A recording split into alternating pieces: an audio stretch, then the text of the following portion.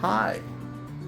We are here with Malcolm and Kat and me, and it is the week before Christmas, and we have a Smith and Wesson model 4506. It's not the U-bomb. We actually have not started making it. Merry Christmas. Customer brought this in. He wanted us to destroy the gun. Actually, no. He just wanted the barrel threaded, and he wanted an optic mount on the rear of the slide. You can't do it on these. Yeah, we decided to go classic, and we recommended we run an Echo Machine adapter, which is internally threaded, so we can thread a thinner thread, which is that like a 32 thread or something like that. Yeah, and then we then thread the outside of the adapter for whatever we want. In this case, 578 by 28. It's a 45.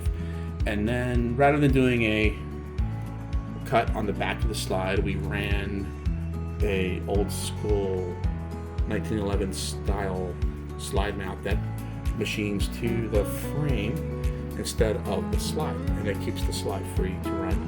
And these are, go back all the way to what, the 70s, 80s, 90s. These were the thing before, back when you only had one type of micro red dot, it's called the Seymour sights, for instance.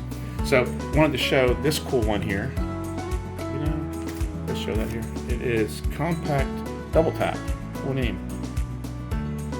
Very well made, from Canada. It has all these different slots and holes for pegs to mount different optics, and so we're going to put this RMR on there and shoot it and check it out. Make sure it looks good. Cerakote as well, so it looks nice and clean and sharp. But all right, let's go with that. And check concentricity. Okay, let's load them up and go. Use that red dot, Malcolm. Don't shoot with your eyes closed.